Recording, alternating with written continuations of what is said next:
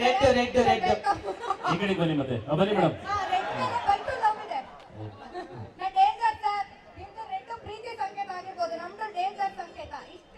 ಏನೋ ನೋಡಿದ್ರೆ ಹುಡ್ಡು ತೀರ್ಮಾನ ಮಾಡ್ಕೊತ ಬಿಡಿ. ಸಿನಿಮಾ ಬಗ್ಗೆ ಫಸ್ಟ್ ಮಾತಾಡೋಣ. ಇವತ್ತು ಟ್ರೈಲರ್ ರಿಲೀಸ್ ಆಗಿದೆ. ರಿಲೀಸ್ ಆಗಿ ಸುಮಾರು 7 ಗಂಟೆಗಳ ಕಾಲ ಆಗಿದೆ. 7 ಲಕ್ಷ ಮೇಲೆ ವ್ಯೂಸ್ ಹೊರಟೋಗಿದೆ. ಅಷ್ಟು ಕ್ಯೂರಿಯಾಸಿಟಿ ಈಗಲೂ ಆನ್ ಮಾಡಿ ನೋಡಿ, ಬಿಲಿಯನ್ ಗಂಟೆ ಹೋಗಿರುತ್ತೆ ಈಗ ಆಲ್ರೆಡಿ. ಅಲ್ವಾ?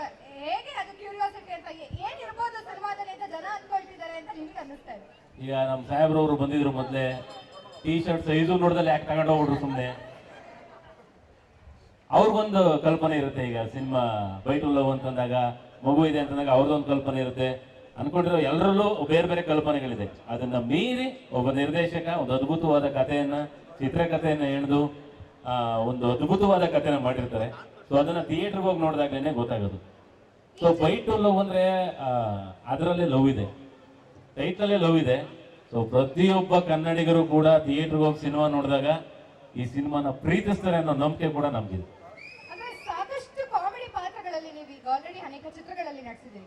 ಈ ಚಿತ್ರದ ಪಾತ್ರ ನಿಮ್ಗೆ ಎಷ್ಟು ಸ್ಪೆಷಲ್ ಅನ್ಸುತ್ತೆ? ಬಿಕಾಸ್ ಎಲ್ಲಾ ಚಿತ್ರಗಳಲ್ಲೂ ಮಾಡೋದು ಕಾಮಿಡಿನೇ ಆದ್ರೂ ಒಂದೊಂದು ಪಾತ್ರದಲ್ಲಿ ಸ್ಪೆಷಾಲಿಟಿ ಇದ್ದೇ ಇರುತ್ತೆ.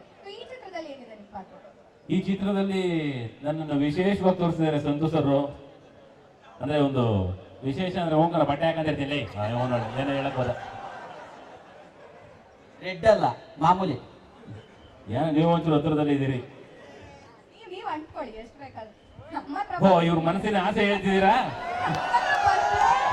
ಹಂಗೆ ಆಲ್ರೆಡಿ ಇದಾರೆ ಅಣ್ಣ. ಅಲ್ಲ, ನೀವೇನಾರು ಮಾಡ್ಕೊಳ್ಳಿ ಅಂದ್ರಲ್ಲ, ಇಲ್ಲಿ ಬರಬೇಡಿ ಅನ್ನೋದಕ್ಕಿಂತ ಮುಂಚೆ ಮನಸ್ಸಲ್ಲಿರೋ ಆಸೆ ಹೇಳ್ಕೊಂಡಂಗಾಯ್ತು.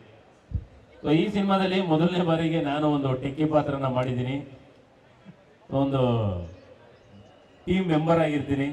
ಯಾವ ಟೀಮು, ಅದೇನು, ಅದೆಲ್ಲ ನಿಮಗೆ ಸಿನಿಮಾ ನೋಡಿದಾಗಲೇ ಗೊತ್ತಾಗೋದು. ಒಂದು ಖುಷಿ ಏನಂತಂದ್ರೆ, ಗೊತ್ತಿಲ್ಲ, ಮೊದಲನೇ ಸಿನಿಮಾ ಧನ್ವೀರ್ ಸರ್ ಜೊತೆ ನಾನು ಮಾಡಿರೋದು. ದೇವ್ರಿಗೆ ಥ್ಯಾಂಕ್ಸ್ ಹೇಳಕ್ಕೆ ಇಷ್ಟಪಡ್ತೀನಿ.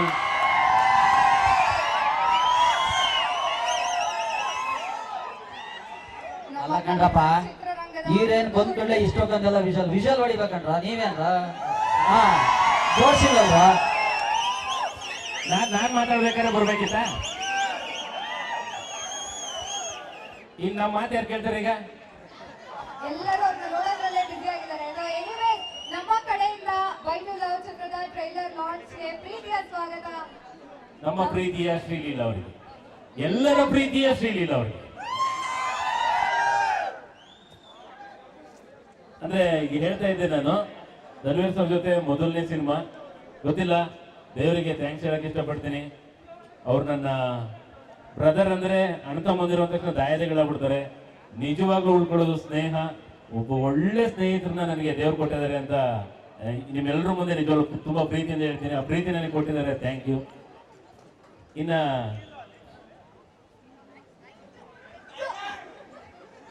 ನಿಮ್ಮೆಲ್ಲರ ರಿಯಾಕ್ಷನ್ ನಾನು ಕೊಟ್ಟಿರೋದು ಕಂಡ್ರಲ್ಲ. ಅಣ್ಣ, ನಿಮಗೆ ಮದುವೆ ಆಗಿದೆ, ಮಕ್ಕಳು ಇದ್ದಾರೆ. ಓ, ನನ್ನ ಮಗು ಬಗ್ಗೆನೇ ಮಾತಾಡ್ತಿರೋದು. ಮುದ್ದು ಮನಸ್ಸಿನ ಮುದ್ದು ಹುಡುಗಿ ನಮ್ಮ ಶ್ರೀಲೀಲಾ ಅವರು.